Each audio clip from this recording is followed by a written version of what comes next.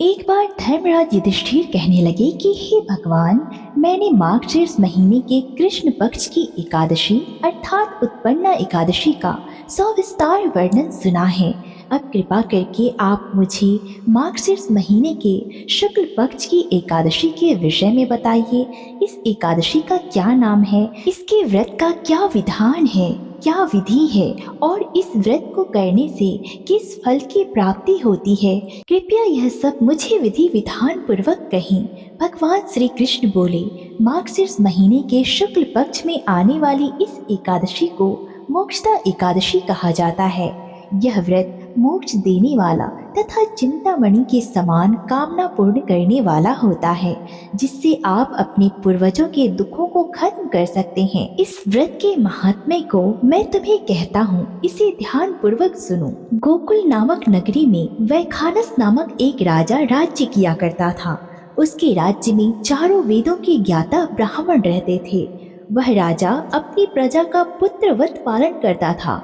एक बार रात्रि में राजा ने एक स्वप्न देखा कि उसके पिता नरक में हैं। उसे बड़ा आश्चर्य हुआ। प्रातःकाल वह विद्वान ब्राह्मणों के पास गया और अपना स्वप्न उनसे कह सुनाया। राजा ने कहा कि मैंने अपने पिता को नरक में कष्ट उठाते देखा है। उन्होंने मुझसे कहा कि हे पुत्र, मैं नरक में पड़ा हूँ, यहाँ से तुम मुझे मुक्त कराओ।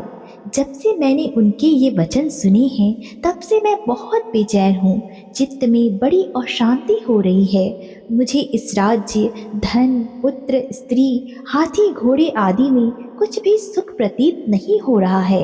हे ब्राह्मण देवता, मैं क्या करूँ? राजा ने कहा, हे ब्राह्मण देवता, इस दुख के कारण मेरा पूरा शरीर जल रहा है।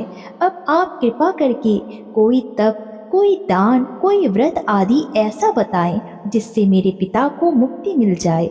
उस पुत्र का जीवन व्यर्थ है जो अपने माता पिता का उद्धार ना कर सके। एक उत्तम पुत्र जो अपने माता पिता तथा पूर्वजों का उद्धार करता है, वह हजार मूर्ख पुत्रों से अच्छा होता है। जैसे एक चंद्रमा सारे जगत में प्रकाश कर देता है, परंतु हजारों तारे नहीं कर सकते। ब्राह्मणों ने कहा कि हे राजन, यहाँ पास ही भूत, भविष्य, वर्तमान के ज्ञाता पर्वत ऋषि का आश्रम है।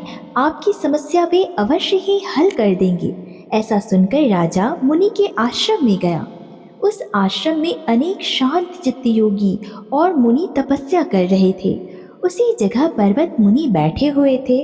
राजा ने मुनि को साष्टांग दंडवत किया। मुनि ने राजा से उसकी कुशलता पूछी। राजा ने कहा कि हे महाराज, आपकी कृपा से मेरे राज्य में सब कुशल है, लेकिन अचानक ही मेरे चित्त में अशांति होने लगी है। ऐसा सुनकर पर्वत मुनि ने आंखें बंद की और बहुत विचारने लगे। फिर बोले कि हे राजन, मैंने योग के बल से तुम्हारे पिता के कुकर्मों को जान लिया है। उन्होंने पूर्व जन्म में कामातुर होकर एक पत्नी को रति दी, किंतु सौत के कहने पर दूसरी पत्नी को ऋतुदान मांगने पर भी नहीं दिया। उसी पाप कर्म के कारण तुम्हारे पिता को नरक में जाना पड़ा। तब राजा ने कहा कि हे प्रभु, इसका कोई उपाय बताएं। तब मुनि बोले कि हे राजन, आप अघन एकादशी का उपवास करें और उस उपवास के पुण्य को अपने पिता को संकल्प कर दें। इसके प्रभाव से आपके पिता की अवश्य नरक से मुक्ति होगी।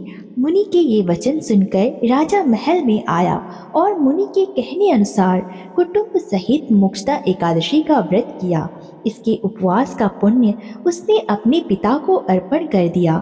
इसके प्रभाव से उसके पिता को मुक्ति मिल गई और स्वर्ग में जाते हुए वे अपने पुत्र से कहने लगे कि हे पुत्र, तेरा कल्याण हो। यह कहकर वे स्वर्ग को चले गए। अघन माह की शुक्ल पक्ष की मोक्षदा एकादशी का व्रत जो भी करते हैं, उनके समस्त पाप नष्ट हो जाते हैं। इस व्रत से बढ़कर मोक्ष देने वाला और कोई व्रत नहीं है। इस दिन गीता जयंती मनाई जाती है। साथ ही यह धनुर्मास की एकादशी कहलाती है। अतः इस एकादशी का महत्व कई गुना और बढ़ जाता है। इस दिन से गीता पाठ का अनुष्ठान प्रारंभ कर सकते हैं तथा प्रतिदिन थोड़ी देर गीता का पाठ अवश्य ही करना चाहिए।